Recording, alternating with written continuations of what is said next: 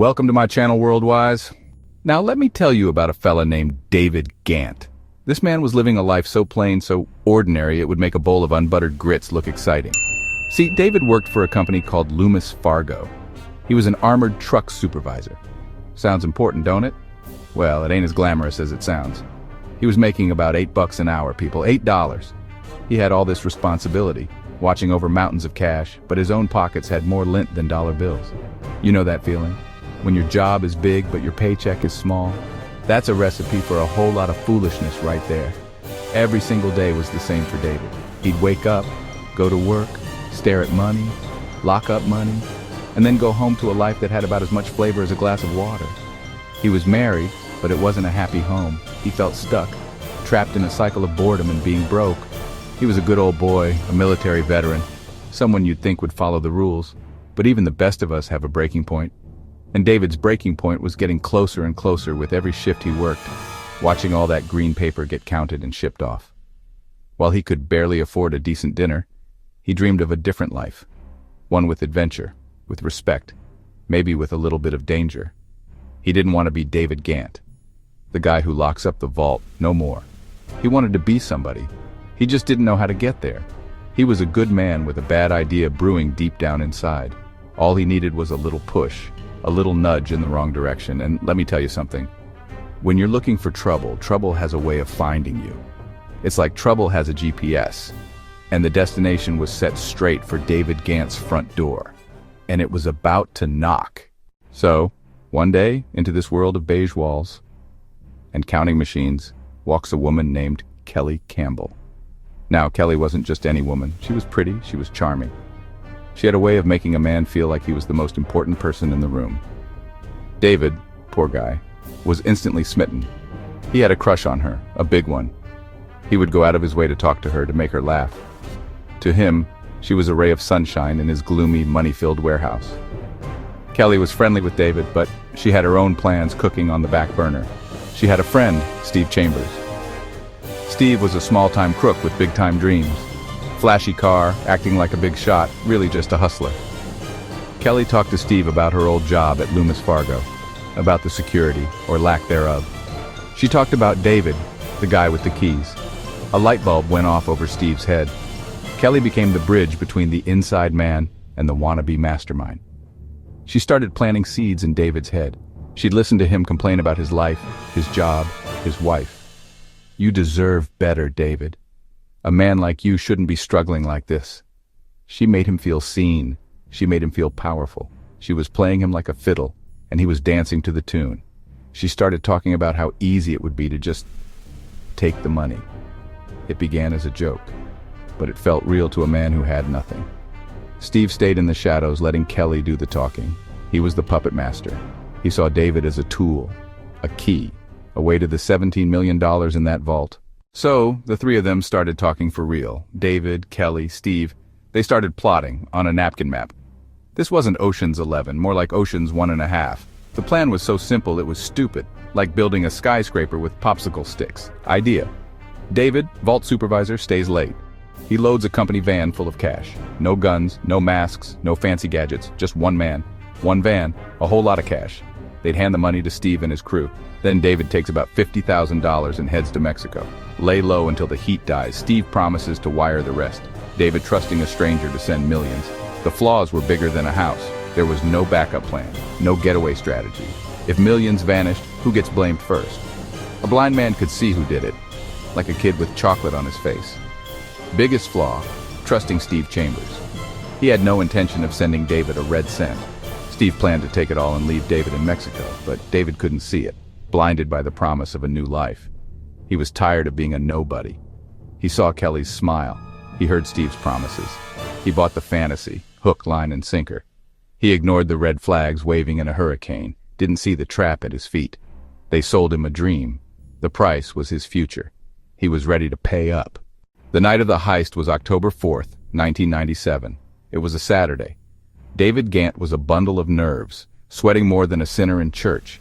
He did his job like normal, sending his co-workers home one by one until he was the last man standing. The place was quiet. Too quiet. It was just him, the security cameras, nearly $20 million sitting in the vault. He took a deep breath, walked over to the vault door, used his key to open it. The door swung open, and there it was. Stacks and stacks of cash. He started grabbing the money, stuffing it into rolling carts, like a kid on Christmas morning. Frantic, clumsy, panicking, but he kept going. Dropped bills scattered on the floor. He was panicking, but kept going. Cart after cart, wheeling them to the back dock. He knew there were security cameras. So what does he do? He takes the videotapes out of the recorders, but he misses one. One single tape left behind. The one that recorded him loading up the van. Mistake number one, and it was a big one.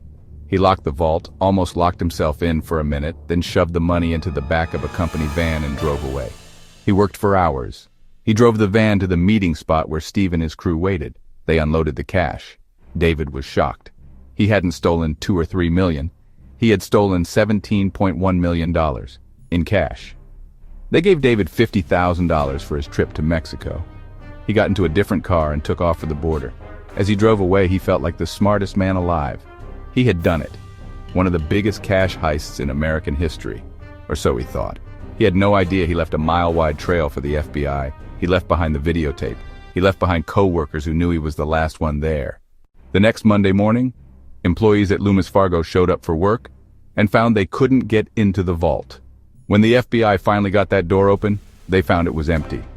$17 million gone. They found that one little videotape David forgot to take. They popped it in the VCR, and there he was, clear as day, loading up the van. The investigation was about 5 minutes old, and they already had their main suspect. The FBI put out a warrant and plastered his face all over the news. They knew he didn't act alone. They started looking at his friends, his family, and his co-workers. That's when they started hearing a name again and again, Kelly Campbell. They brought her in for questioning, and she played it cool at first. But the FBI know how to put the pressure on. Meanwhile, Steve Chambers and his family started spending the money. They weren't subtle about it. Steve, who had been living in a mobile home, suddenly bought a multi-million-dollar mansion. He paid for it in cash, then he bought a BMW. His wife went on wild shopping sprees, buying designer clothes and expensive jewelry. This kind of sudden wealth in a small town gets people talking. The FBI started getting tips. You might want to check out this guy, Steve Chambers. The FBI put Steve and his crew under surveillance. They tapped their phones, followed their cars, dug through their trash. They were building a case piece by piece. They heard them talking on the phone, making dumb mistakes, practically admitting what they did. Steve was so paranoid about the FBI that he hired a hitman to take out David in Mexico. But the hitman he hired was an FBI informant. Can you believe the nerve? Steve literally called the police on himself. The net was closing in, and these fools were too busy spending money to even notice. Down in Mexico, David Ghantt was living a very different life. He wasn't living in luxury. He was hiding out in a cheap hotel on the Yucatan Peninsula, eating beans and waiting for Steve to send him his millions. He was getting nervous. The money was running low, and every time he saw a newspaper, his own face was staring back at him. He kept calling Steve, asking, "Where's my money?" Steve kept making excuses. "The banks are hot right now. Gotta wait. The FBI is watching. Just lay low, David." Back in the States, Steve Chambers was living the high life, buying mansions, paying in cash, depositing enormous amounts. Michelle asked the teller, "How much cash can I deposit without triggering a federal report?" I mean, you can't make this stuff up. They were throwing money around like it was confetti at a parade. Neighbors noticed. Tips came in. Check out Steve Chambers. The FBI watched, tapped phones, followed cars, dug through trash, and built a case piece by piece. They even heard talk about killing David. And the hitman turned out to be an informant. In early 1998, they made their move. They tracked David down to his little beach town and arrested him without a fight. At the same time, they rounded up everybody else back in North Carolina. Steve and Michelle Chambers, Kelly Campbell, a dozen other friends and family members who had helped spend or hide the money. The FBI recovered about 88% of the stolen money. The rest had been wasted on luxury items. Houses, cars, breast implants, a velvet Elvis, you name it, they bought it. Their kingdom was built on a foundation of pure stupidity, and it all came crashing down around them. When it came time to face the music, everybody got a different tune. David Ghantt, the man who actually walked into the vault and took the money, pleaded guilty. Because he cooperated and helped nail Steve Chambers, he got a reduced sentence. He was sentenced to 7.5 years in federal prison. He went from being a broke armored truck driver to a millionaire for a day to a federal inmate. That's a heck of a roller coaster ride, ain't it? He always said he was manipulated by Kelly and Steve. He was a fool for love, and it cost him his freedom. Steve Chambers got hit much harder. More than 11 years in prison. His wife Michelle, who loved spending the cash, got a sentence too. She went to jail for her part. They lost the mansion, the cars, the fancy stuff. They traded luxury for lockdown. Kelly pleaded guilty. Because she was a key witness against Steve, she got a lighter sentence. A lot of people got caught up in the mess. People who helped move the money, family members who took handouts. The government sent a message. If you touch stolen money, you're going to get burned. It's a lesson about greed, about trust, and about how a few bad decisions can ruin a whole lot of lives. David wanted a better life, but he went about it the wrong way. He was a fool for love, and he owns it. They thought they had a foolproof plan, but they forgot one important thing. You can't outsmart yourself. Their own foolishness, their own big mouths, and their own bad choices brought them down. David Ghantt got out of prison in 2006. He had served his time. He got a job as a general laborer on a construction crew. Hard work, honest work. He was back to making a modest living, but this time he was a free man.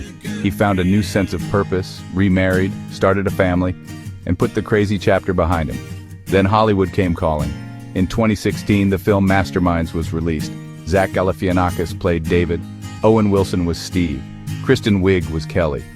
The movie played up the humor, bumbling thieves, comedic heist scenes. David served as a consultant on the film. You pull off one of the biggest cash heists in U.S. history. Get caught because you left a tape in the VCR, go to prison for 7 years, and later a famous actor plays you in a comedy. David has taken it all in stride. He does interviews sometimes, sharing his story with a sense of humor and a whole lot of hindsight. He knows he made a colossal mistake, but he doesn't hide from it. He owns it. Today, David Ghantt is just a regular guy. He lives a quiet, simple legal life, doing grocery shopping, mowing the lawn, being part of his community. He's a living example of how you can make a massive mistake, pay the price, and still come out and build a new life. His story is a warning about chasing easy money, but it's also a story about second chances. He wanted an adventure, and boy, did he get one. He just had to go to prison to find his way back to a normal life. He returned home, reunited with family, and kept moving forward. Final music sting and credit slide.